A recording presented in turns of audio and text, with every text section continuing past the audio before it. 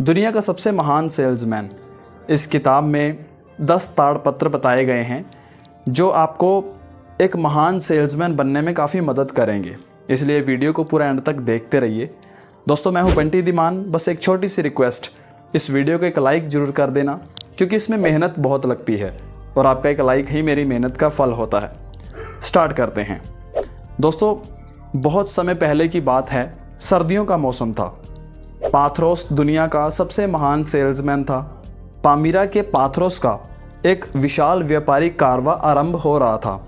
हाफिद पाथरोस के मवेशियों की देखभाल करता था। हाफिद को अपना काम पसंद नहीं था और वह व्यापारी बनना चाहता था।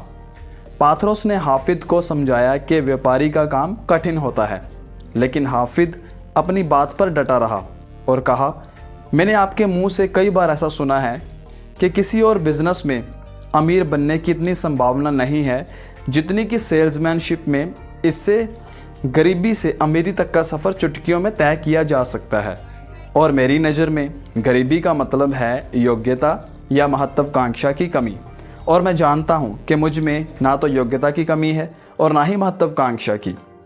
यह सुनकर पाथरोस ने कहा, तुम्हें अब भी यह सिद्ध करना है कि तुम में शब्दों के अलावा और भी कुछ दम है, क्योंकि शब्द सिर्फ हवा होते हैं।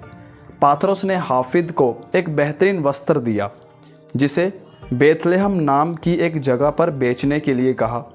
वहाँ बहुत गरीब लोग रहते थे और पाथरोस ने कहा, मुझे इस वस्त्र का एक चांदी का सिक्का चाहिए। यह तुम पर है कि तुम इसे कितने में बेचते हो।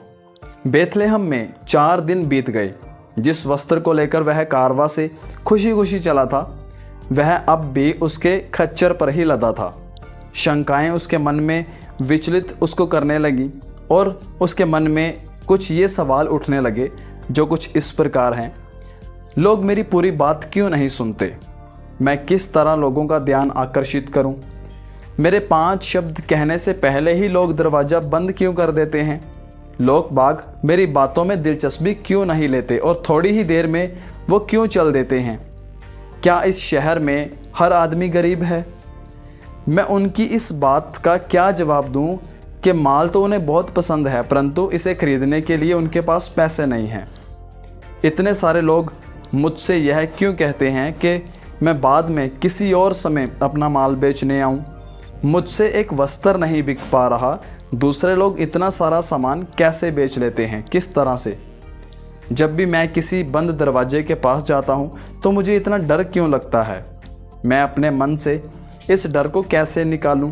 कहीं ऐसा तो नहीं कि दूसरे सेल्समैनों की तुलना में मेरे सामान की कीमत ज़्यादा हो? तो कुछ ये सवाल थे जो उसके मन में उसको विचलित करने लग रहे थे।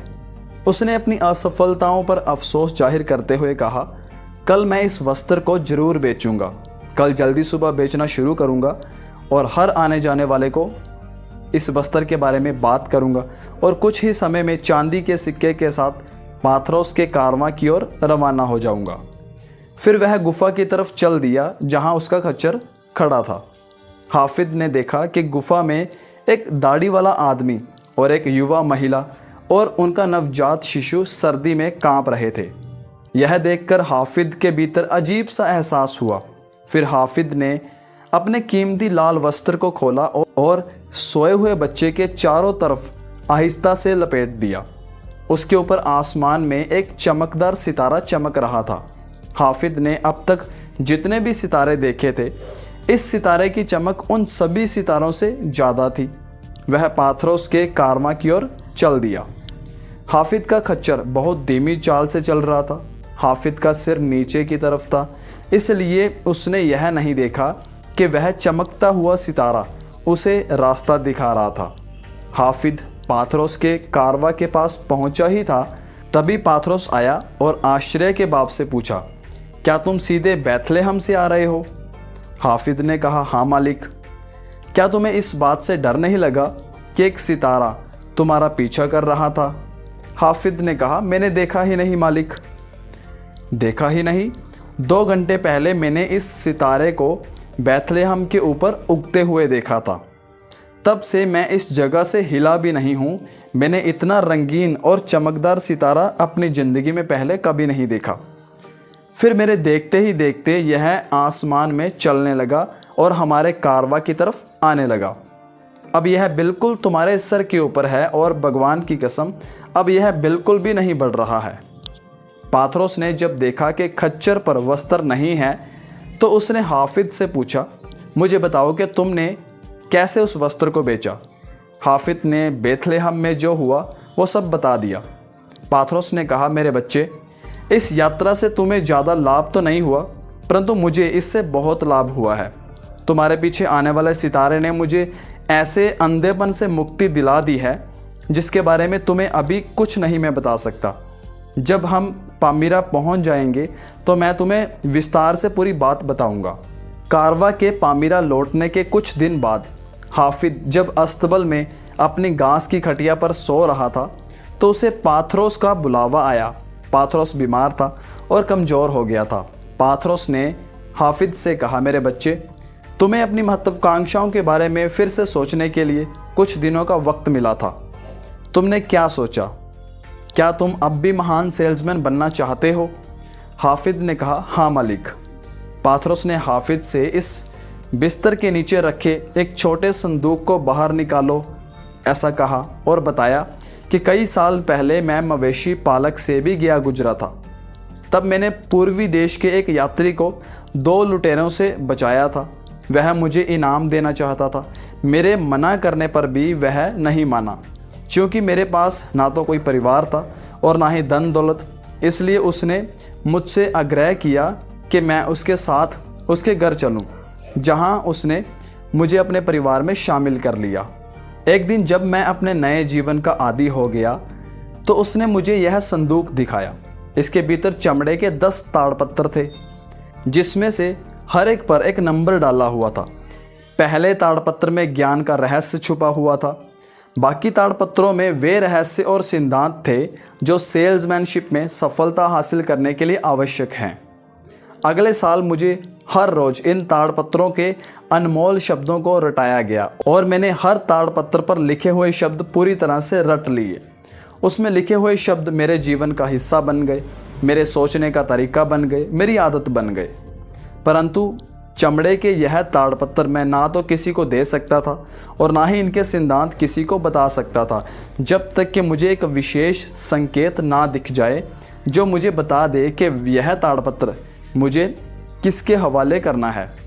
आखिरकार मुझे वह आदमी मिल ही गया जिसे मैं यह संदूक दे सकूं। अजीब बात है कि जैसे ही मुझे ये पता चला कि मुझे योग्य उत्तराधिकारी मिल गया है, मेरे जीवन की ऊर्जा धीरे धीरे कम होने लगी है। अब मैं मौत की कगार पर हूँ, परंतु मेरी लंबी खोज खत्म हो चुकी है और अब मैं इस संसार से विदा ले सकता हूँ। जब तुम इन ताड़पत्रों के सिद्धांतों को अपने जीवन में उतारोगे तब तुम इतने अमीर बन जाओगे जितना कि तुमने सपने में अंदाजा भी नहीं लगाया होगा। मेरी शर्त यह है कि तुम अपनी आधी कमाई ज़रूरतमंदों और बदनसीबों में बांट दोगे। इसमें किसी भी तरह की कोई कमी नहीं होनी चाहिए। मंजूर? हाफिज ने कहा, हाँ मालिक। और अब सबसे महत्वपूर्ण शर्त, इन ताड़पत्रों या इनमें लिखे हुए सिद्धांतों को तुम ना तो किसी को बताओगे और ना ही इसका जिक्र करोगे। एक दिन कोई आदमी आएगा जो तुम्हें कोई संकेत देगा, जैसे तुम्हारे सितारे और परोपकार के कार्य से मुझे मिला था। यह जब होगा तो तुम इस संकेत को पहचान लोगे, चाहे सामने वाले आदमी को यह पता ही नहीं है कि उसे इसके लिए चुना गया है।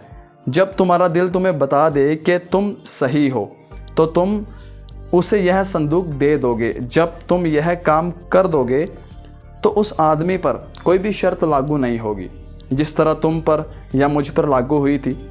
बरसों पहले जो लिफाफा मुझे दिया गया था उसमें यह लिखा हुआ था कि इन ताड़पत्रों को हासिल करने वाला तीसरा आदमी इस संदेश को पूरी दुनिया में जिसे भी चाहे सुना सकता है। क्या तुम इस तीसरी शर्त को मानते हो? मानता हूँ, हाफिज ने ऐसा कहा।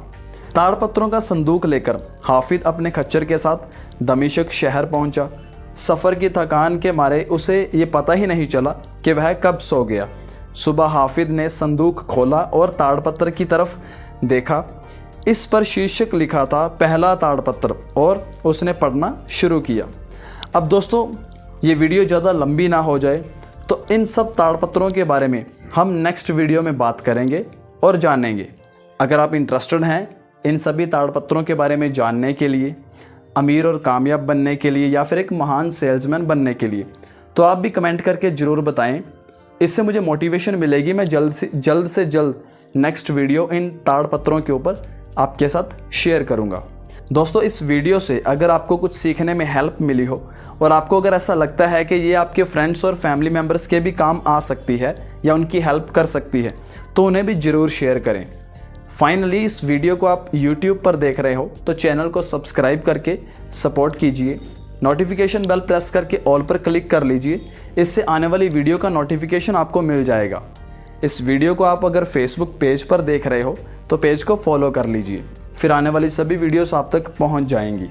मैं जल्दी मिलता हूं आपसे नेक्स्ट वीडियो में। Thanks for watching.